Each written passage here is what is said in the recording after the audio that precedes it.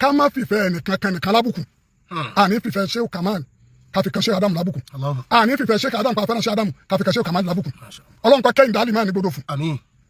A single message for a global community, connecting the Yoruba heart to the soul of Islam. Abagidon, anabi ni ma gbọ́ òdodo lọ́rọ̀ gbogbo ẹni tó bá mú òdodo wa ọmọ èké ló mú òdodo wa ni mọ́tò kọjọ́ ọmọ èké àgbàlagbà ni o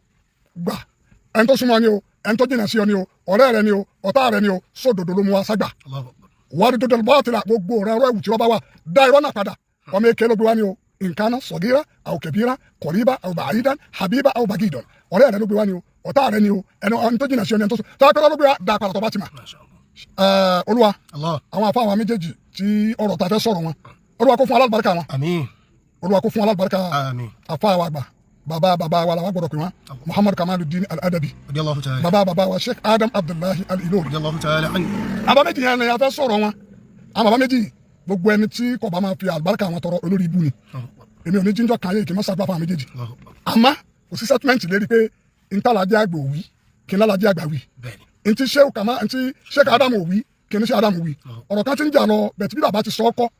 èmi wà ń bẹ̀ wàláhi wal Qur'an al-azim mo wà ń bẹ̀ mo dira fún àwọn yẹn lọ kọ́ bá ń pílẹ̀ ọ̀rọ̀ yẹn ná.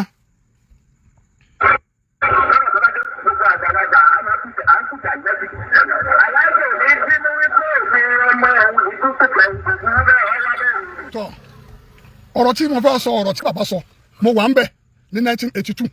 mo wà ní Markaz níjọ́ tí àlífà bàbá wa Safiyullah Safiyuddin Kamaluddin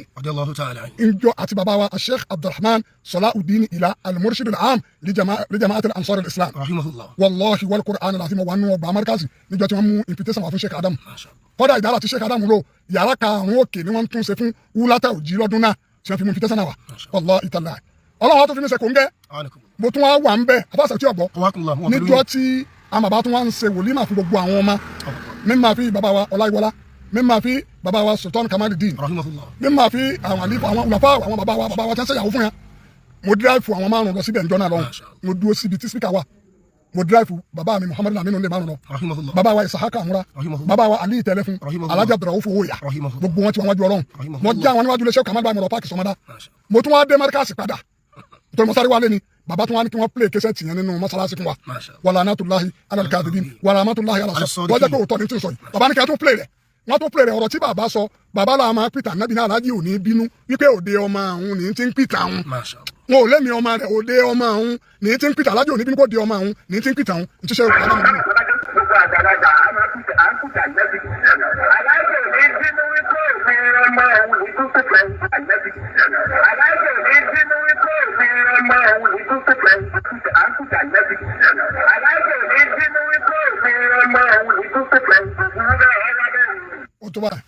ntí mo fẹ́ fi nílẹ̀ náà ni pé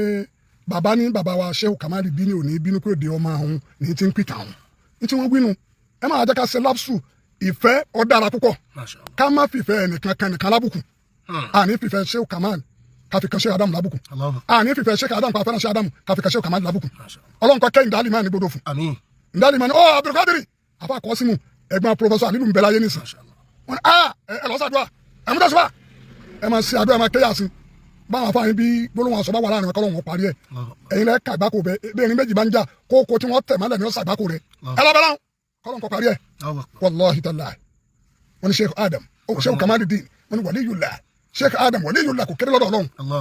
ọ̀rọ̀ yẹn ni èmi fẹ́ yẹn máa ìtìrọ́fì bí anna asadal wa'isin sabakul gayat wasaibul ayat fatikul lisan jeri'ul jinan ọmọ ya mi Abdulwasi Atayese òun náà jẹ́ sínú ọ̀fẹ́ náà pẹ̀lú ìjẹ́wọ́ mi ní gbogbo ìgbà ipe ọmọ ìyá mi Abdulwasi Atayese sabakul gayat wasaibul ayat níbi wáàsí níbi ìmà fatikul lisan ẹnu rẹ̀ dá jeri'ul jinan ọláyà àmọ́ tí bàbá wí òun náà lẹ́gbọ́ yìí original kẹsàtì náà ń bẹ ní ọ̀dọ̀ mi mo gbọ́dọ̀ bí tẹ́ẹ̀tì ríra tí ò ní lábùsù kankan nínú tí ò ní ha mo ní lọ́dọ̀ mo fún gbogbo èèyàn mo mú lọ Saudi mo gbọ́ ní Damarat ní sọ́kúrò lè jẹ́ síra wallahi wal Qur'an Damarat mo wá gbọ́ ní Damarat pẹ̀lú fámìlì mi ní Raibax àfàwà mudiru wa nílé kéwù Sheikh Abdulrahim àfàwà Káyọ̀dé Mustapha Amin ọlọ́njẹ́ ká ní wọn pẹ́ àwọn náà ní kẹsàtì náà lọ́dọ̀ àjọ tó máa gbọ́ pẹ̀lú Idris Madele Imam Idris Madele Imam bunil Imam Idris Madele Alhaji Kande Madele àtúnjọ máa gbọ́ aláàjì ò ní bínú wípé ìpàtàn òun lóde ọmọ àwọn aláàjì ò ní bínú pé ìpàtàn.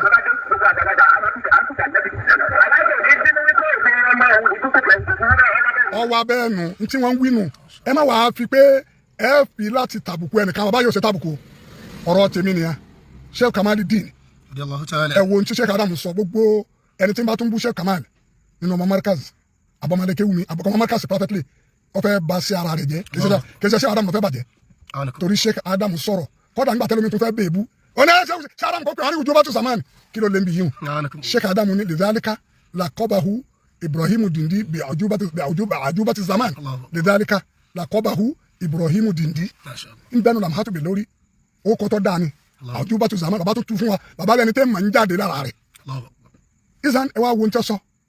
nípa ní nabaga Muhammadu Kamaluddin في العلوم العربية أدهش جميع معاصره ورسق الفصاحة في الواس والمحاضرة حتى عجز من قبله وأتعب من بعده وبقي في أصل الميدان نوى ربع القرن من الزمان لم ينازعه واحد ولا اثنان بل صار مثلا يتسى به ولم يبق من معاصره ما لم يتأثر به أو لم يقتبس من أساليبه بابا تصور ما شاء الله بابا واني وله تلاميذ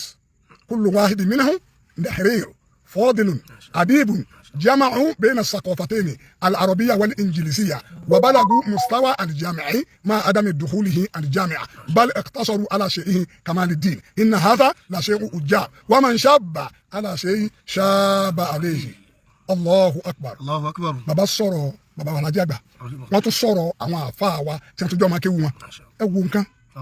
a lè ba sí àwọn bàbá yìí jẹ ẹ má jà ẹni tí ń bá ń pẹnu gún wọn tara rẹ̀ níbàjẹ́ olúwa ọkẹ́ bàbá wa Sheikh Muhammad Kamaluddin bàbá wa Adam Abdullahi ala lórí tó kọ gbogbo ẹ̀ náà ọlọ́run kọ kẹwọn Sheikh Kamali náà tún sọ ọ̀rọ̀ olótú jùlọ àpálẹ̀ òun wọ́n lábúrò mi là Alhaji Adam wallahi wal Qur'an al-azim kìí ṣe pé n tẹ̀ fi ń búra báyìí ọ̀rọ̀ tó bá dáni lójú ni mo wà ní Markaz Afa Sauti ní ọdún tí Sheikh Kamali wá wallahi tallahi isma billahi ilas n tẹ̀ bá máa yín ní ma Sheikh Kamali wá ní ọmọ ìyáàlì mi pẹ̀lú Sheikh Adam wallahi tallahi wallahi tallahi wallahi tallahi tí wọn bá wí bẹ́ẹ̀ ń pàdé pẹ̀lú wọn wọn sì sọ pé wí báyìí àwọn tó àgbẹ̀ wí bẹ́ẹ̀ èyí máa kí n tọ́nu wọn máa pẹ́ barakallahu fiki ni wọn máa wí Sheikh Kamali ní ọmọ ìyáàlì mi pẹ̀lú Sheikh Adam kìí ṣe alimuslimu ahu muslimu ní wí o ìyóò náà wà ń bẹ́ o àmọ́ màá yá ni wọn mo fi ní kí Sheikh Adam wá dúró sẹ́gbẹ̀ẹ́ mi kí n tó sọ̀rọ̀ wọn wá gbá Sheikh Adam lọ́mú báyìí àbá Adam ọ̀rá wọn ni hadha akhi qad manna Allahu alayna wallahi tallahi akhi sẹ́gẹ̀tì kí gbogbo eléyìí la yanqusu min fadli Sheikh Kamaluddin wala yanqusu min fadli Sheikh Adam ntun lékún ni bẹ́ẹ̀ ntí a bá sọ tá a bá gbọ́ dáadáa ẹ̀dá kẹjá máa gbọ́ ntí wọn wí nù Adam tó máa ń pè Alhaji òní a máa pàtà nẹ́bí náà Alhaji òní bínú pé lóde ọmọ àwọn ní ti ń pàtà àwọn bá a tún play.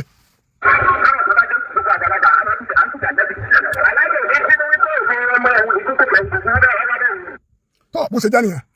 ọlọ́run kọ́mọ́sà kẹ́ Sheikh Adam Abdullahi Al-Ilory ọlọ́run kọ́kẹ́ Sheikh Kamaluddin ọlọ́run kọ́kẹ́ àfa àgbà àfa Sauti mo ní ìpè kíkiní yìí ogun àmọ́ gbà tá a dé Markaz padà malam sakama la ń pè wọn gbogbo àwọn yàrá wọn tẹ bá máa ní malam wọn á pèlè tán wọn á náwó balẹ̀ tó bá ní béèrè malam wọn á náwó ó ní tọ bàbá yẹn dàkún àwọn nǹkan yín bolẹ̀ tí máa rí àwọn afáfẹ́ kí bàbá ní ẹ̀fíkà rẹ̀ bàbá lọ́wọ́ tó béèrè dá bàbá ní èmi máa wádìí ìtàn púpọ̀ bàbá ní mo wádìí ìtàn àfa Tajul Adabi dé ọ̀dọ̀ ẹni tí wọ́n jọ ṣe kéékèèké tí wọ́n jọ máa wẹ̀ lódò àbàtà sókẹ́rẹ́ mo gbà tàn àfa Tajul lọ́dọ̀ rẹ̀ mo gbà tàn àfa Tajul lọ́dọ̀ rẹ̀ mi lábẹ́ kùtù òun ló fún mi fọ́tò tí mo fi síbi Islam fi Nàìjíríà àtàkọ́kọ́ mo máa wádìí ìtàn púpọ̀ kọ́dà Sheikh Tajul Adabi odidi tíra kan lọ́tọ̀ kéèyàn ó ṣe mustakila nípa Sheikh Kamaluddin nípa ńṣẹ́ tó ṣe àmọ́ gbọ́dọ̀ yájú mo fẹ́ kí bàbá wa Alhaji Àgbà kí n wò wọ́n ní tí wọ́n fẹ́ kọ́ níbẹ̀ kí wọ́n kọ́ lórí ẹ̀ wallahi ta'ala bí bàbá ṣe wínú lọ́dún náà 1982 olúwa wọn ròyìn Sheikh Tajul Adabi púpọ̀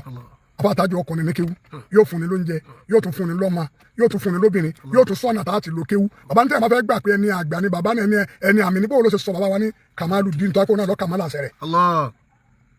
kálájì má bínú pé òde ọmọ àwọn ní ti ń pàtà àwọn tọ́lá àwọn ọmọ ni wọ́n ń ṣe ìyàwó jọ náà ọwọ́ abẹ́ ni àpìtàn Nabi Muhammad dákun máa ń pé kí ní ọ̀pẹ́lẹ̀ káwọn èèyàn tó lè gbọ́.